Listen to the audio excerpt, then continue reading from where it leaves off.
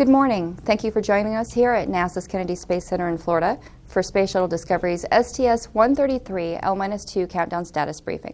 Joining me today is Steve Payne, NASA Test Director. Good morning. And Kathy Winters, Shuttle Weather Officer. Good morning. We'll hear from our panelists and then take questions. Steve. Thank you, Kendra. Well, I'm always happy to be here to give you status on the progress of our launch countdown. Much has happened since last time we spoke. Over the last few months, the team has been very busy effecting repairs to the external tank and making it stronger than ever. We've also resolved our problem with our hydrogen vent system leak and are now ready to fly again. Discovery is poised to lift off on Thursday afternoon, bound for the International Space Station to do what she does best. This will be her 39th and final flight. She's going to be carrying the permanent multipurpose module and the express logistics carrier to the International Space Station.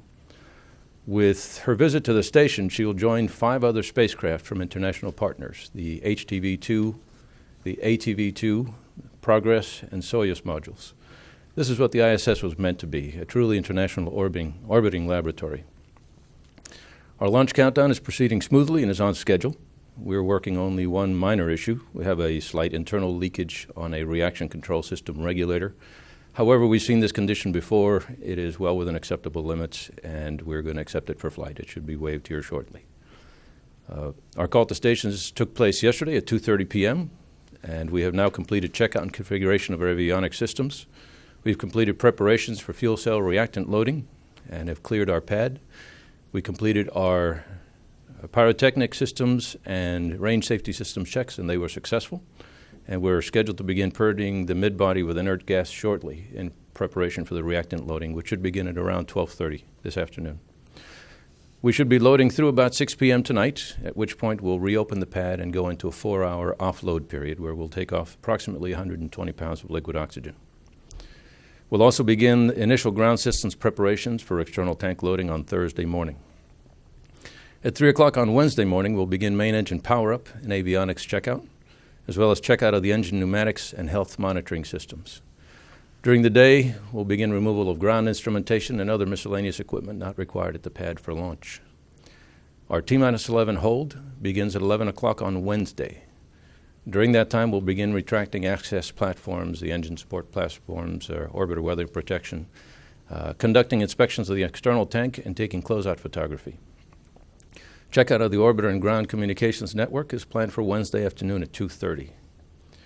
Our final flight crew equipment stowage begins at 4 o'clock on Wednesday afternoon, where they install the mid-deck experiments and other perishable items. Our rotating service structure is scheduled to be retracted at 8 p.m. on Wednesday evening, at which point we'll begin our final crew module stowage for load and perform our ascent switch list, starting about 9:30, verifying all switch positions for launch. The countdown clock should resume its count at T-11 hours on Thursday morning at 25 minutes after midnight, at which point we'll begin our final loading preparations, activate fuel cells, and begin clearing the pad just after 2 o'clock in the morning on Thursday. We plan to begin tanking on Thursday morning at 7:25 a.m., and that should take about 3 hours to complete.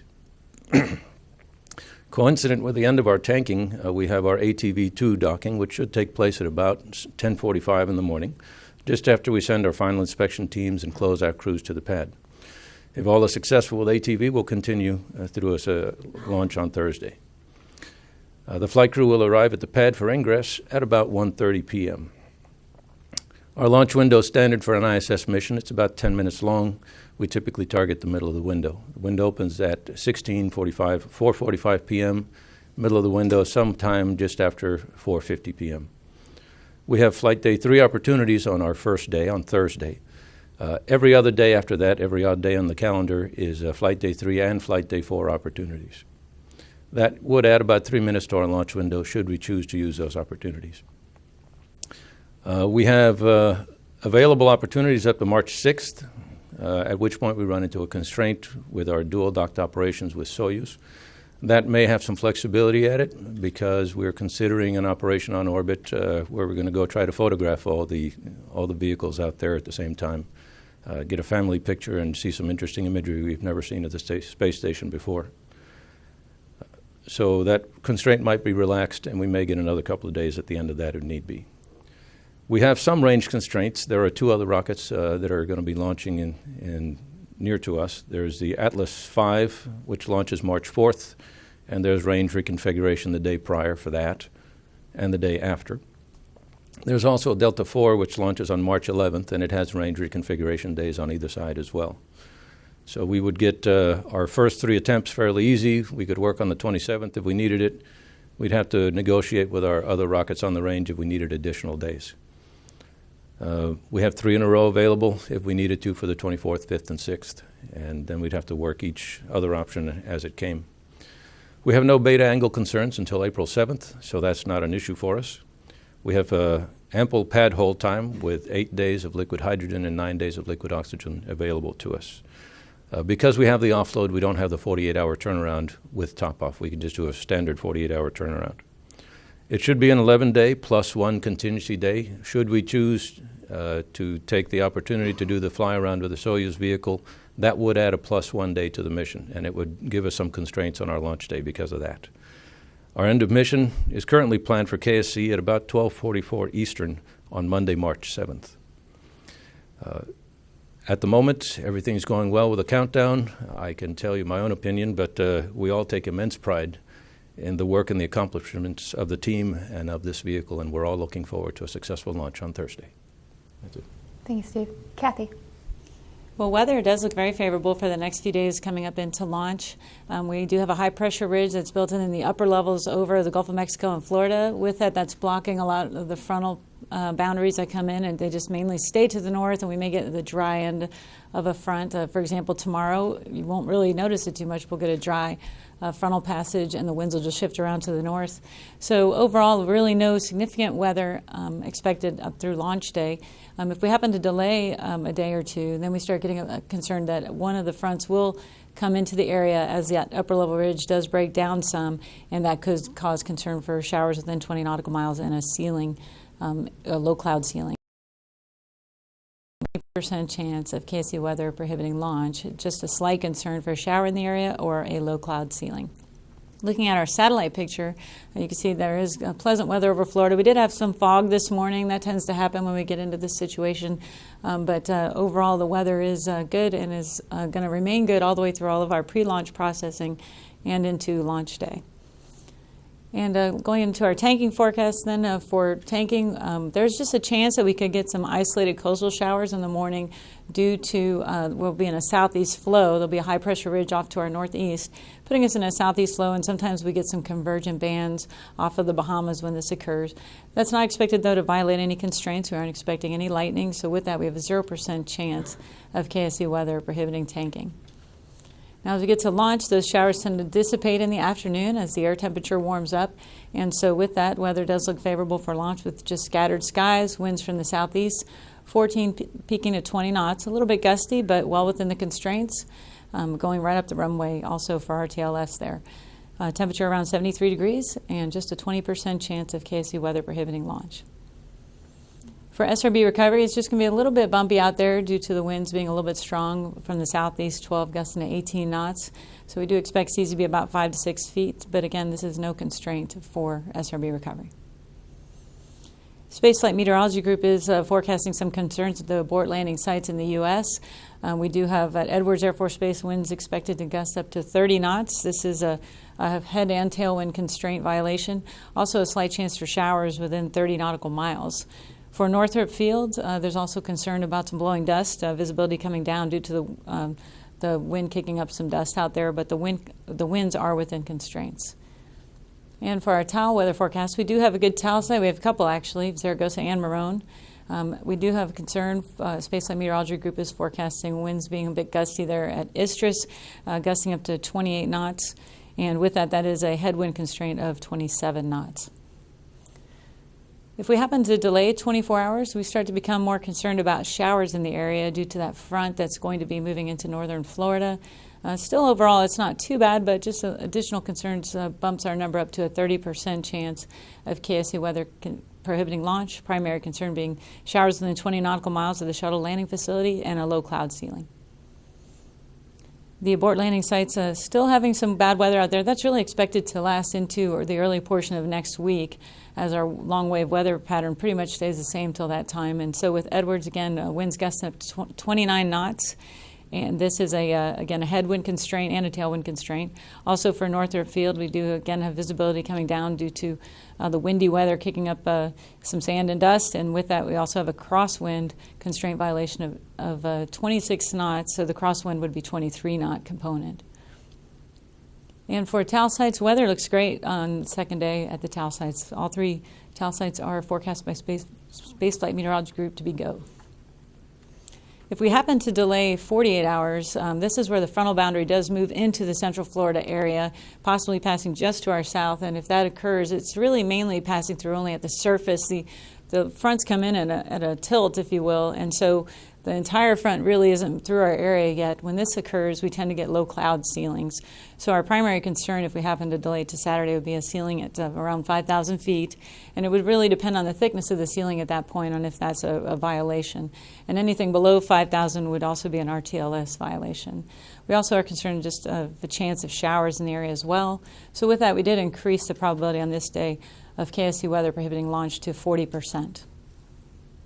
Space Flight Meteorology Group still forecasting pretty bad conditions out there at the abort landing sites out west, with a ceiling at Edwards at 4,000 feet, still wind concerns and still concerns for showers within 30 nautical miles, and again also at Northrop Field.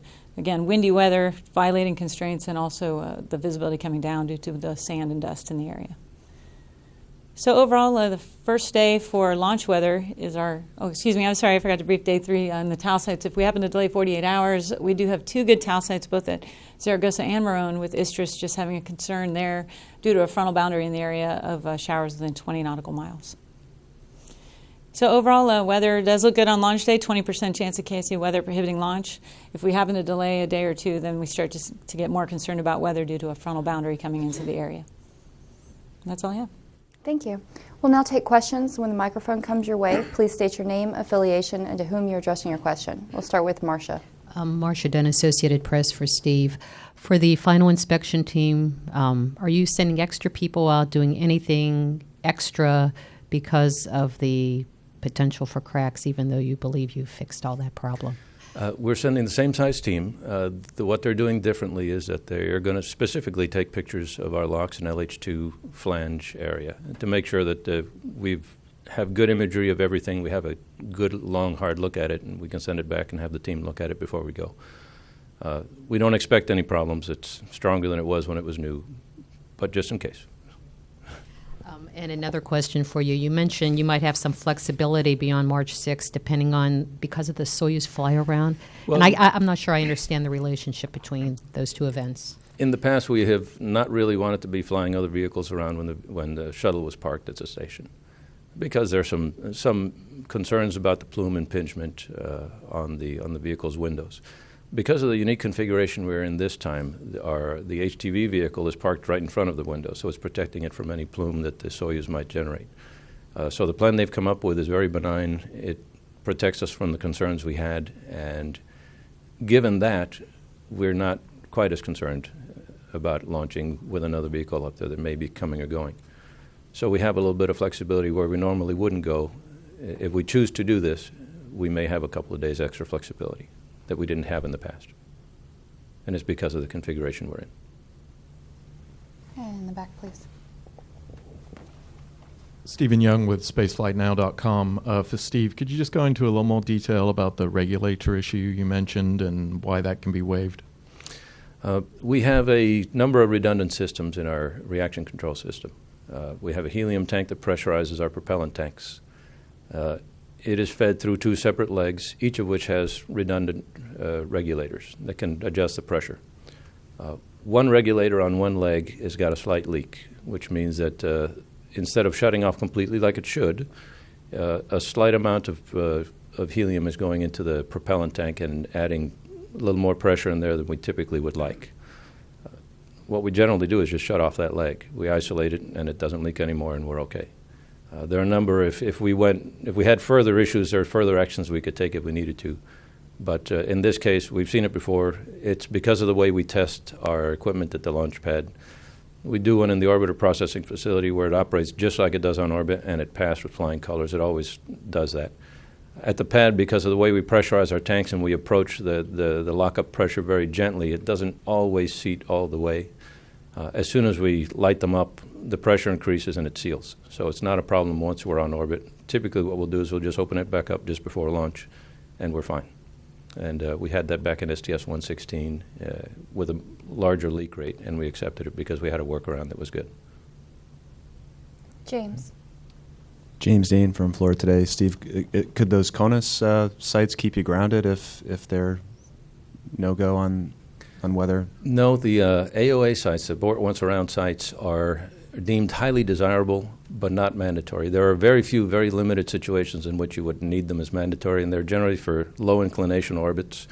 For a space station with very high inclination, it doesn't apply. So that one flight rule that could have possibly affected us does not apply in this case. So it's just highly desirable, but we have other alternatives. Okay, thanks. And I was just wondering if you had any sense of the kind of crowds that we're going to see and the interest in this being the last flight we expect of one of the orbiters. It's pretty good prime time sort of launch timing. What do you think kind of is going to be the scene in the community, and as well, Kathy, I don't know if you could sort of give a sense of if things hold up the way they look now, kind of what the crowds will get to see in terms of clouds or whatever. Yeah. I could tell you it's generated a lot of interest. The last few missions, people are starting to realize that they either see one now or they don't get to see one at all. So we've had some pretty good crowds come in the last couple of times. We expect an equally large crowd coming to see this one. There's been a lot of interest, a lot of people trying to come out. It ought to be a good show. It's a good time of day. It's an excellent vehicle, and it's always impressive to watch. So I'm sure we'll have a full house. And weather-wise, maybe in the morning, if people come out early, you might see an isolated coastal shower, and then by the afternoon, those will start clearing up, and it'll be sort of one of those fair weather cumulus cloud type days. So it should be pretty sunny and pretty nice out there. Are there any further questions? Denise. Denise Chow at space.com. Just a clarification, actually. The regulator leak, was that found this morning at the pad? No, that was found on Sunday night, Monday morning, when we did our pressurization for our helium tanks. There was a very slight leak at that point. We'd been watching it to see what it did, trying to isolate which one it was, and so we could shut down the appropriate leg. It just takes some time because it's very slight. And also, what's the crew up to today? Pardon? What is the crew up to today? I didn't look at the crew schedule. I'm not really sure at the moment, but we can get you that. Are there any other questions? James? Thanks again, James in Florida Today. Steve, it's been quite a while now since we had a launch, a couple attempts and tanking tests in between, but just wondered is there any sense of shaking off some rust among the launch teams, or is this just sort of feel like any other countdown? Well, we have, because it's been a while, we've done a lot of extra training over the summer and over the winter months. We've added a lot of launch countdown simulations so that the team can exercise and keep their skills sharp. So that we took that into account. So, from what I've seen, everybody's on the ball. We have our tanking test we did. We have our November launch attempt. So people have been doing countdown or countdown-like activities for the last few months anyway. And the first thing we did when we came back after the New Year is go into a launch countdown simulation to make sure that everybody was up to speed. And we're pretty confident the team's ready. And finally, I just wondered if you could speak a little bit to the significance of the mission in terms of the payloads that you're bringing up and the PMM, and just how that's going to help posture the station long term. I don't have my payload guy here today, but he will be here tomorrow. In very broad terms, and since I'm not the payload person, the PMM is going to give us a whole lot more square footage out on station that we can use for storage and other needs as required. It's a good module that adds quite a bit of space, and the space is at a premium up there, so it's a good thing to have. The Express Logistics Carrier is going to take up some radiator panels that we will have for future need if we had to replace radiators. The place for the spares to be is up on station, so the really big stuff we need to take up while we can. So those are going to add to it, and it'll give them some storage space and others. Plus, there are a number of miscellaneous experiments that they're going to be taking up and down, bringing back, and some mid-deck experiments we're taking along the way. I would hope Scott will brief you tomorrow on all that with more detail. As far as the flight crew goes, I believe today they have their ingress procedure review, and they're doing their STA runs. They're going to be practicing their landings at the SLF. Okay. Were there any other questions? That will conclude today's STS 133 L-2 countdown status briefing. Our next shuttle briefing will be tomorrow live on NASA television with the pre-launch news conference, which is 11 a.m. Eastern Time. For more information on the STS 133 mission and crew, visit www.nasa.gov/shuttle. Thank you.